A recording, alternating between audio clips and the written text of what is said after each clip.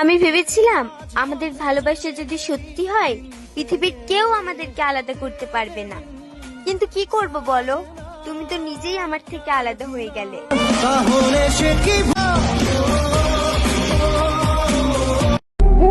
যে নারী আমাকে মানবে না, আমার কথা শুনবে না, বেপরদা চলবে, বেপরোয়া চলবে, সোশ্যাল মিডিয়াতে আসক্ত থাকবে, ওই নারী যদি রূপে গুণে বিশ্ব সুন্দরী হইয়া থাকে, তারা ছাড়ার জন্য আমার 2 মিনিটের সময় লাগবে না। এখন আর কাউকে বিশ্বাস করি না, সবাই যে যার মতো ঠকাইছে।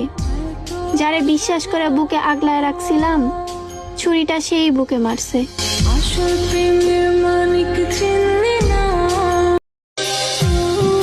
টাইম পাস করলে করো, কোনো সমস্যা নাই আমার, তবে মন নিয়ে খেলার আগে মাথায় রেখো মনের ভেতর জায়গাটা কিন্তু তোমার।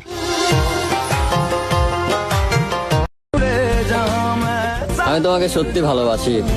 আমি হয়তো তোমাকে বোঝাতে পারবো না, তোমাকে দেখাতে পারবো না আমি যে তোমাকে কতটা ভালোবাসি, তবে একটা কথা আমি মন থেকে বলতে পারবো, আমি তোমাকে সত্যি অনেক ভালোবাসি। আবার জন্ম নিও, এই জন্মে তো পাওয়া হলো না, পরের জন্মে আবার চেষ্টা করব।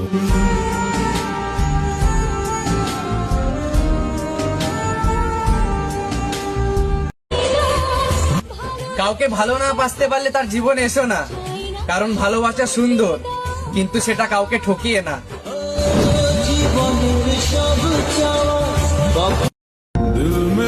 টাইম পাস তো সবাই করে, মন থেকে ভালো কয়জনে বাসে? সো ভালোবাসলে মন থেকে বাইসো।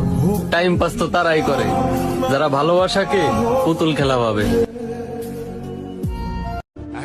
কি দরকার ছিল এতটা কাছে টেনে মায়া দেখানোর, যদি উদ্দেশ্য ছিল ছেড়ে যাওয়ার।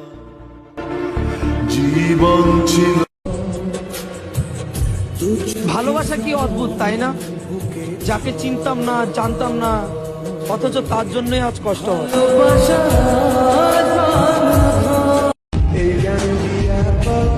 শুধু আমি চাইলে কি আর হবে?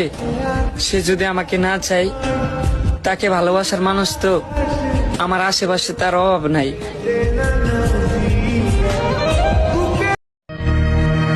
আমাকে তুমি কখনো আপন ভেবো না, কারণ আমার মতন খারাপ মানুষ কখনো কারোর আপন হতে পারে না।